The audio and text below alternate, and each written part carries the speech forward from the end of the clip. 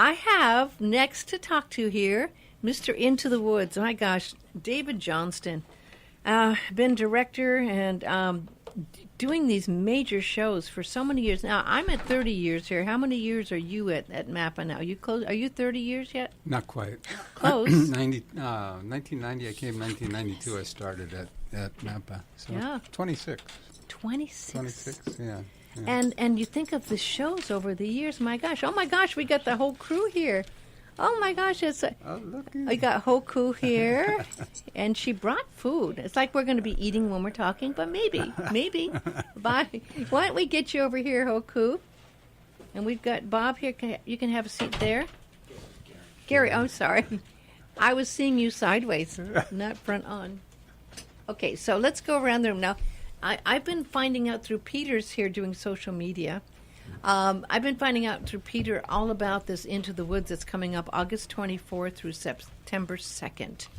And it's really the huge production number that MAPA does. It's so popular in the summertime. Now, you've done is this the 6th major production that you've done at the MAC? Number 6. Yeah.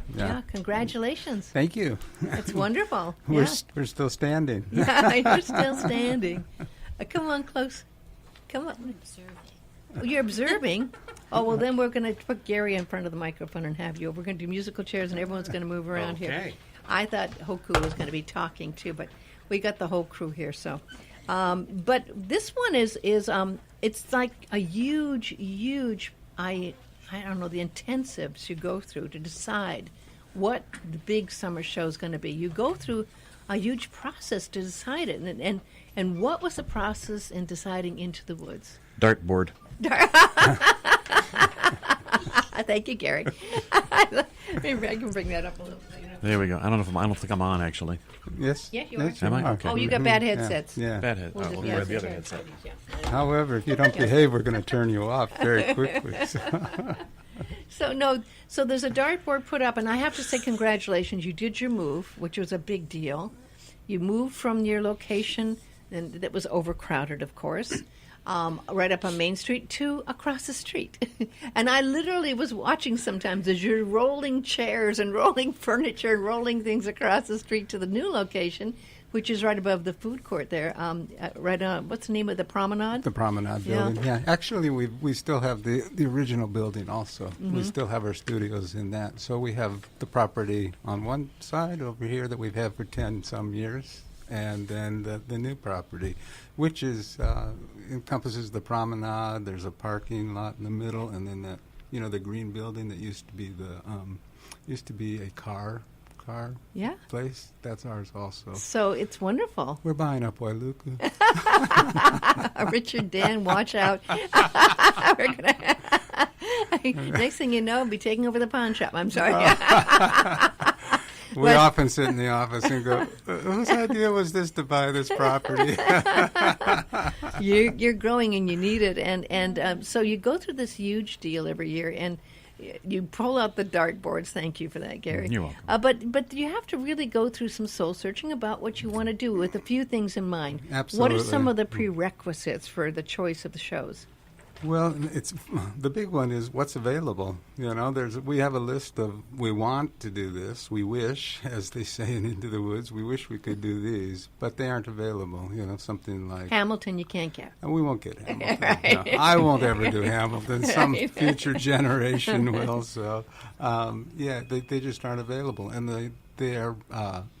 The shows that are really popular, like Wicked and things like that, they're going to run. They're going to run forever. We've said we wanted to do Phantom, but that thing I think is going to be on Broadway until we're buried. Yeah, till we're gone. Yeah. Wishful thinking. Yeah. Mm-hmm. So that's one of the prime considerations, and then it's like, okay, what's underneath that?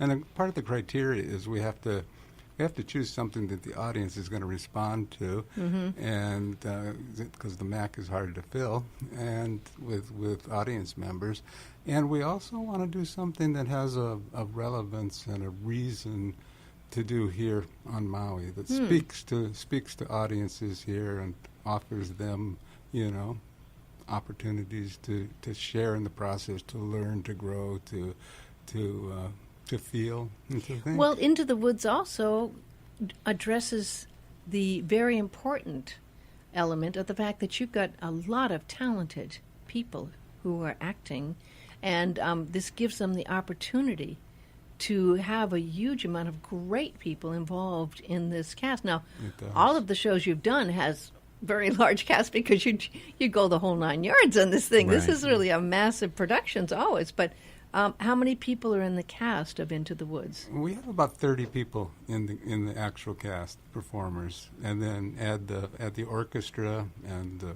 backstage help and the tech people and all of that. And we're getting up to 50, 60 people involved in Wow. the productions. Wow. It's huge. Yeah, that is huge. Yeah. We had, for the auditions for this show, we had over 70 people audition for this Isn't show. that impressive? It was a surprise. So it makes It was. it's hard to Yeah. then, and they all want the main. Well, there's a lot of lead roles on top of that. There's a lot of major roles in this. This is a great show in that regard because they're prime little spots for people to shine in it. So, and the basic acting core is on stage all the time. So it's Including really Kathy good. Collins is in this one. Kathy Collins. Kathy Collins. We love you, Kathy. She- And a lot of our favorites. We're going to go down the list of some of the people, and a lot of the names are going to be familiar too, who are involved in Into the Woods. Again, Into the Woods is tickets are on sale now. Was I holding this upside down? You Tickets were. are I on was shocked.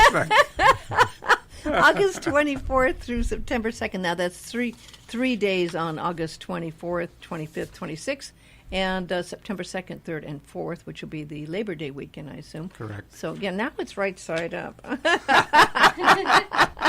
I was right side up if I was looking down, but You know what? That's kind of where I am in the production. It's like everything's upside down. So on this one, let's go down some of the major players in the show. You want to jump on in on this, Gary? You know, we were very fortunate when we decided, we finally narrowed it down to choosing this show. This is, for a lot of the talent on Maui, this is one of their bucket list shows that they won't, you can say 20 shows and on everybody's bucket list will be Into the Woods. So when we did finally come down to deciding on this show, everybody wanted to get in on it, which brought us, the best talent available on Maui, and it's been wonderful. Starting things off just with going in the order of appearance as we have it here in our list. We've got, the amazing Bob Wills, who's going to be our narrator and mysterious man, and he brings such a wonderful sense of storytelling to the entire process. He's got and a helps great voice, guide us. too. Oh, God, it's wonderful. So do you. You have a very good voice. Thank you. That's really kind. But Bob's an amazing talent, and people are just now starting to realize what a wonderful actor he is on top of his musicianship. So it's great to have him there. Of course, everyone's fan favorite, Liana, back as Cinderella. She's amazing. She is. One of the best lyric sopranos we have on the island, and just a wonderful, wonderful actor in her own right. And then we've got this wonderful, unique situation here where we've got the mother-daughter combination of the Ottersons. You've got Kirsten and Keegan, so with the K and K. Mother, son, Oh, not daughter. oops, mother, son. Sorry, but it's just they're a wonderful pair to have. Oh, sorry, Keegan. Oh dear. Oh dear, we're live. Oh dear. Okay. But they're just such a delight to work with, and this is my first opportunity to have worked with Kirsten, and I know she's got a wonderful history here in performance on Maui. But for me, having my first time working with her has been just remarkable. She is an amazing singer, a deeply talented actor, and just an extraordinary human being. So it's been a lot of fun. And Keegan's grown enormously in the last couple of years in his work. Did he grow up through MAPA? I would say so. I mean, Keegan?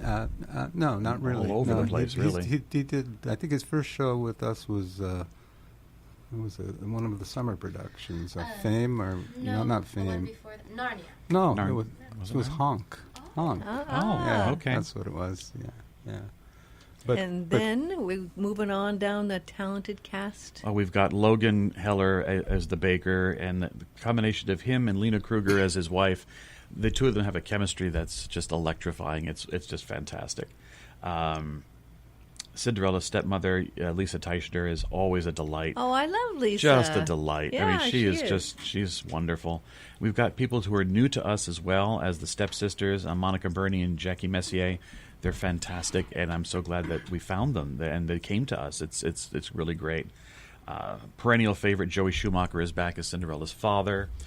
Little Red Riding Hood, Casey Hughes. Oh my goodness, she is such a bright, shining soul, and she's brought such a great sense of humor and deliciousness to that part. I like that. It's wonderful. Great description. Francis Tawa, the wonderful character that he is and everything, brings a wonderful spin to the wolf, and I think people are really going to enjoy it. We're finally able to get Ali Shore in a big show with us, and it's amazing and great. Her comedic timing is just sensational as the grandma.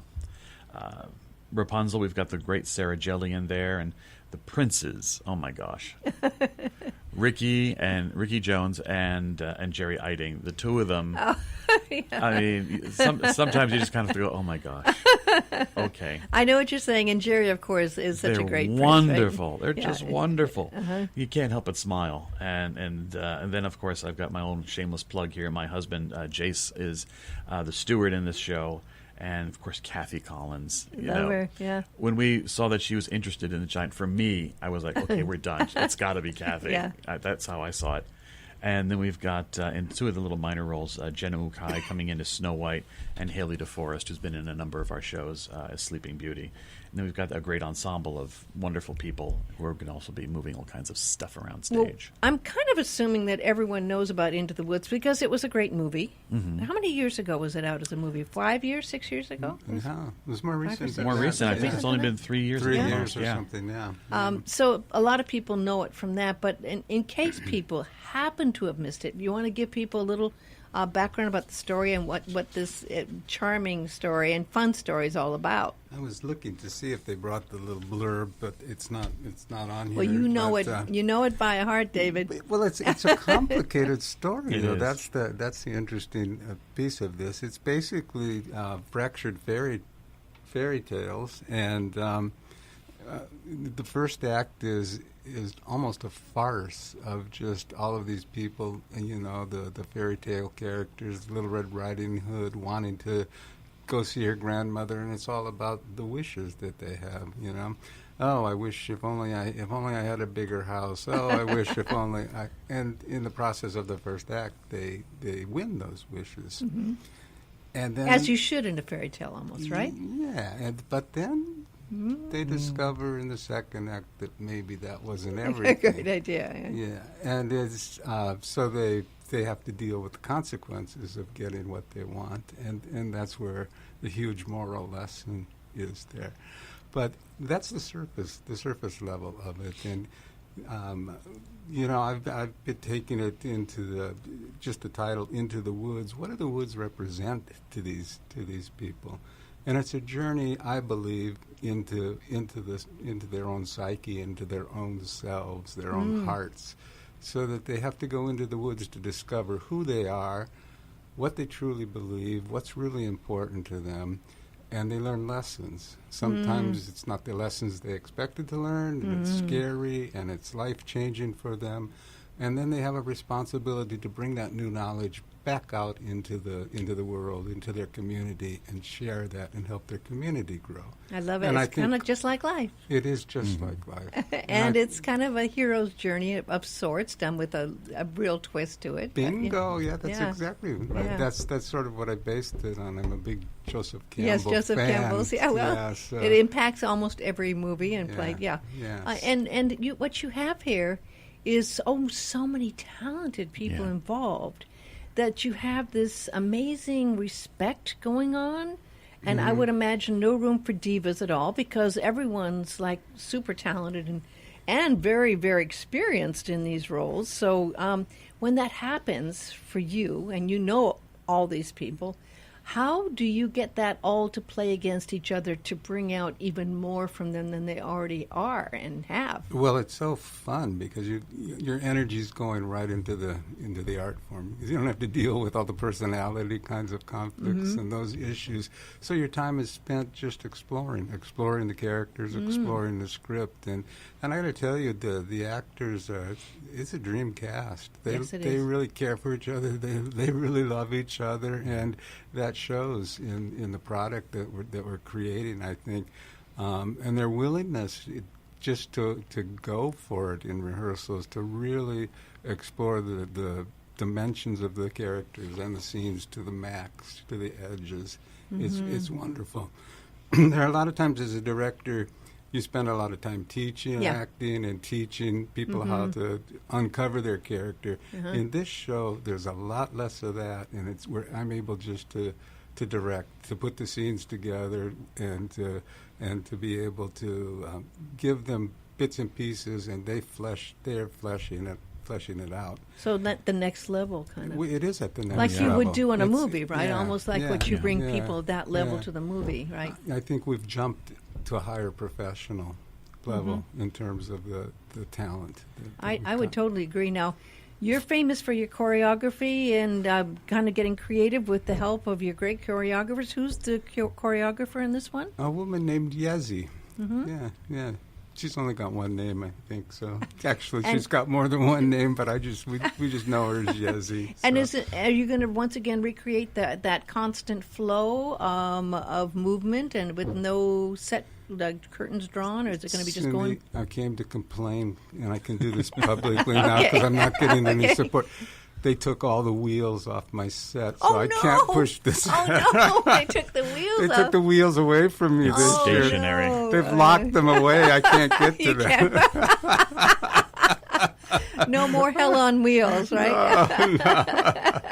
I did manage to salvage two pieces on wheels, so I'm doing my best. Oh, it's fun. It's fun. So it's going to be a little different. We took a little different approach to it, too. But the seamlessness of the transitions in the scenes, that's going to be there. It's just how we're accomplishing that this year is different. So it's much more basic, and it's a little bit simpler in terms of no massive set pieces are moving, but there are lots of pieces of set pieces that are moving to distinguish the Hunchback. different You had eras. Notre Dame, and you had all these huge pieces that you've been moving over the years. So Actually, it's a relief. Good. So he's actually confessed, folks.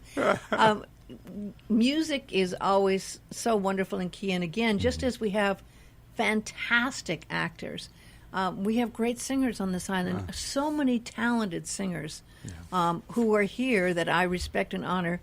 It's been interesting over the years. I've seen so many talented people come, and it's so hard making a living as an actor and as a singer that you just have to really honor the fact that these people are continuing, obviously not, maybe making money unless they're teaching how to sing or act, right? But can you give us a little idea of who's singing and the choir and what's involved there? Well, there is no separate choir in this production. We're relying completely on our principals and a small core ensemble, which is really only about a dozen people. The beauty of this show is, Sondheim is a unique animal in the musical theater world, and which is one of the reasons why I think it's so intriguing to performers to want to come do it. For instance, we've assembled an orchestra that's the complete A team. It's the best in every one of their realms playing in this pit because people love to do Sondheim. It's challenging work. It's very specific. It's very precise. But everything has a purpose there. There's nothing that was put in as filler. Sondheim was so specific about everything he did, right down to whether a rhythm is dotted or a rhythm is straight. So it's completely tied in with the acting. Absolutely. And he uses those devices very well to help convey the storyline that he's trying to put out. As you do in a movie. Yeah. And it is a living, breathing soundtrack as this thing goes on. And it's just so exciting as we explore some of these things, and you take just the slightest little thing, and if you just move it this much to the left, vocally, it makes a huge difference in the way the whole thing comes across. So in that case, when you've been doing, I know lots of rehearsals, and by the way, people can go and see some of the live rehearsals that have been having. Peter Liu is here, and he's doing Facebook Live. But Peter has been also wonderful, and other people have been helping, showing some of the rehearsals going on at your location here up the street. And people can go to your website and check some of those out, because it's kind of fun to watch, right? And they can go to MAPA.org and find those, right? Correct. MauiAcademy.org. Yeah, Oh, Maui Academy, thank you. Yeah. MauiAcademy.org, and they can see things like what you're doing, Yes. and those rehearsals. How do you handle working with the musicians? It's one thing when you have a stage that set up where you're working with the actors. You can't really merge the two at this point. You just have to do the soundtrack at this point to work with the actors, I assume, right? Well, what we traditionally do, and we're continuing that process this year, is our first keyboard player is also our rehearsal accompanist. So she's working from an orchestra reduction of the main score. And so the two of us are there every night playing through a reduction of what the entire score sounds like to help the actors get through what they need to get through and to learn their music and so forth and so on. Then separately, I have the orchestra learning their music, and then we get together 2 or 3 times separately and just run through it. And it's really a little crazy if you ever come to one of the orchestra rehearsals, because I sing the entire show. It's a little schizophrenic, but that's all right. So are we. And I sing through all the parts. I sing the entire show, all the parts, so that the orchestra, while I'm conducting, so the orchestra can get a sense of perspective as to where what they're doing fits in. Again, Sondheim is different. The orchestra parts do not double what the actors are singing. So if you don't know your music, you're in trouble. Many times it's in a reverse type of complementary basis, where the singers provide more of the melody line, and then the orchestra provides the detail instead for more dramatic. Instead of the other way around. And there's almost no doubling, so it's good for the orchestra to have some perspective as to what the songs actually sound like. Because if you don't have the melody line, all you're getting is and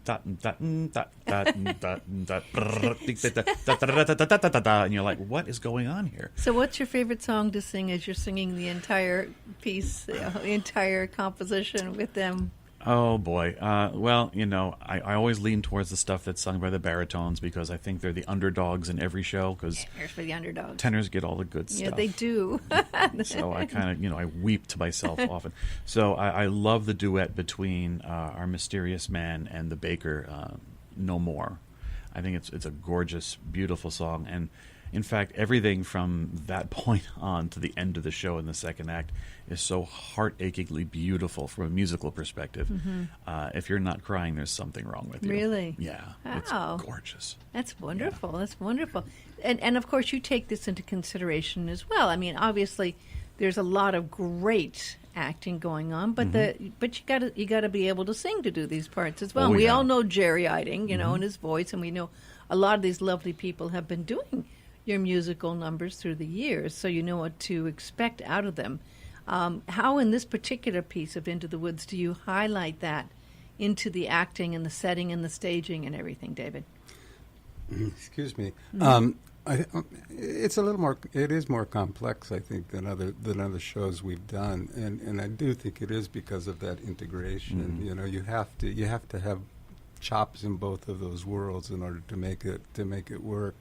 And Sondheim's a master storyteller. His lyrics are incredible, and he set it up in a wonderful way for the actors. If you say the words and you understand what you're saying and you say them so everybody else can understand them, the story unfolds pretty effortlessly. I compare it to playing Shakespeare. I think really? There's a structure that he gives us, Huh. and just like Shakespeare gives us a structure, and if you learn that structure and are willing to work within it, it unlocks all sorts of secrets for you, and it opens up the script to you. And I think Sondheim has mastered that. Is this your first? This is your first Sondheim show for a summer production. Yes, it is. It is, yeah. And I got to tell you, we've looked at this title over the years. I think it's on our list every year. It is, yeah. And I've been the one who's been kind of like afraid of it because I'm like, I don't know. It's Sondheim. Sondheim? Will anybody come see it? Will we get actors to audition? And It's so hard. Yeah, and it's hard. Yeah, it was scary at first when we first But you started love out. challenges, David. Yeah, I know. But this is a different challenge. This was a different kind of artistic challenge, and it's been a great ride so far. I hope it keeps up. I mean, it's so interesting because right now you're putting all the pieces still together, but I mean, people who have never done these rehearsals have no idea the intensiveness, Right. and the time, Yeah. and the dedication and sacrifice that's made, for people whose lives are doing this, So it's of course always a labor of love, but it's also more than that because the supporters who go to these shows in the summer have great pride in MAPA. And they expect a lot out of you. You've set a very high bar for yourself, not from anyone else, but you have set a bar for yourself that's extremely high, We David. have, yeah. And so you constantly have to, keep that bar up there and keep it going, right? It's a pressure, but it's part of that adrenaline that kind of makes it exciting, isn't it? It is. It does make it exciting. Yeah. It's like having I like football and sports and things. It's kind of like, you win a championship and then it's like, now next what? year, Yeah. We got to go win another one. Well, we might not win it, but we at least have to put that effort in to try, Are you a coach too, Dave? I think as a director, you're a little bit of everything. Yeah. So, Hoku's shaking her head yes on this one. Okay, 'cause it's true. Hoku's been really a key element, and she's been really working with you very closely. Hoku is our designated. What's the word I'm looking for? She's going to be taking over Heir apparent. as Heir apparent? Well, yeah. if you're going to say heir apparent, Hoku, just say hello to everyone. Hello, everyone. And you've been involved with MAPA for years as well yourself, right? You've been studying with MAPA for years. Right before I left to New York to go study musical theater, I was with MAPA, and then the day I touched back on Maui, I was with MAPA again. So yes, and then I've been with the company about 6 years, maybe now. Now, I think it seems like theater has been having a renaissance. In New York, definitely, and there's more interest than ever before, and huge amounts of money being made on Broadway, and then we're seeing, our lovely historic Yale Theater and some of your shows. People are seeming to be very interested in theater again, and more than before. Do you see that there's a renaissance going on? Do you see more interest in theater? I hope there is. I mean, that's what keeps us going, and I think part of that, what you're seeing and witnessing, is that need for people to connect with each other. It sounds a little cliche, but it's all of the stuff that happens on the internet and on your computer, and you get isolated from that human contact. We barely make phone calls anymore now. It's Tell me about texting it. and things, Some so people it's get like, upset if you call them now. Yeah. I mean, really Yeah. true. It's like, why are you calling me? Yeah. You didn't ask me to text. You didn't text me to say if it's okay to call first. You're supposed to ask if I can take a call, right? It's like, It's kind of so complicated. I know. Well, theater and your theater, I adore you, and I think MAPA is amazing, and it's a huge part of our community. This whole staff is just fantastic, and Peter hasn't said more than 2 words, I don't think.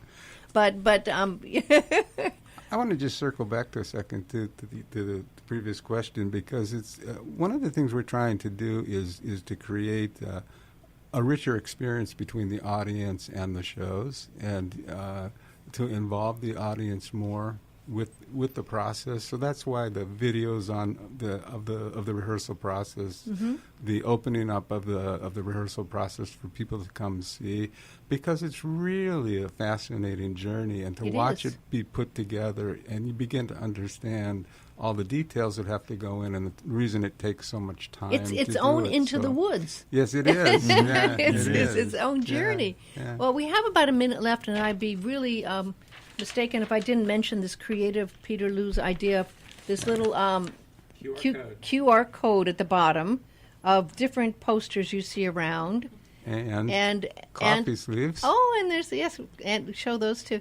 And people can actually get some little lovely messages when they go to these. And if you enter, there's a contest going on. So if you enter and get all the different ones, do you want to tell real quickly, Toku, how that works? Yes. So across Maui in coffee shops and places we can hang posters, there are 5 different QR codes that if you scan and you find the 5 different ones of some of our wonderful singers singing on them, if you collect all 5 and you email us at marketing@mauiacademy.org. If you email the 5 and let us know that you found them all, you can win 2 tickets to our opening weekend of Into the Woods. It's wonderful. And tickets are on sale at the MAC, and the good tickets, opening night and everything, go fast. So we're out of time, but I want to thank you so much. It's such a pleasure having you. Aloha. Thank you, Cindy. Thank you. you.